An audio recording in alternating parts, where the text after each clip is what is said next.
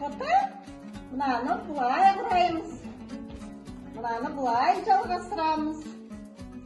Ақбота қызым менің молодец, бәрін біледі.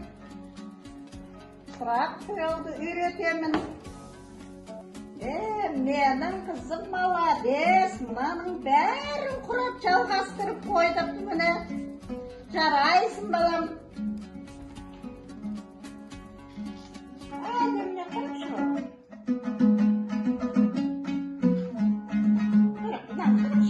Мына қолыңыздағы не? Ақбота? Ақбота, қызым, мынау домбыра деп аталады, бері қара. Бұл домбыраны бая Құрманғазы аталарың тартқан, Динапаларың тартқан. Қазақ емес, нағыз қазақ домбыра деген балам. Міне, мынау домбыра, мынау тиегі, мынау ішегі, мыналары құлағы деп айтады. Мен саған осы домбыраны таныстырып, үйреткім келіп отыр. Құдай қаласа, енді саған жайлайтып, осы домбыраны үйретемін. Өлең айтасың домбырамен, домбыраны тартасың, күй тартасың, ән шырқайсың. Мақұл ма қызым? Мақұл. Ақбота.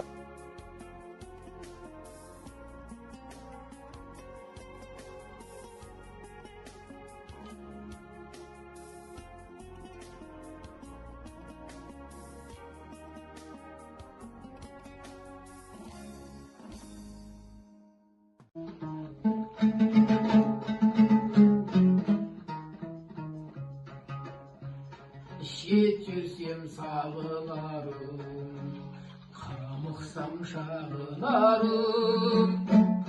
Анашым бір өзіңсің табынарым. Анашым шалқып күлсең, алдымда ұзақ жүрсең, жүрегім жыр толғайды, көңілім ортаймайды. Анасы бар адамдар ешқашан қартаймайды. Жүрегім жыр толғайды, көңілім ортаймайды. Анасы бар адамдар ешқашан қартаймайды.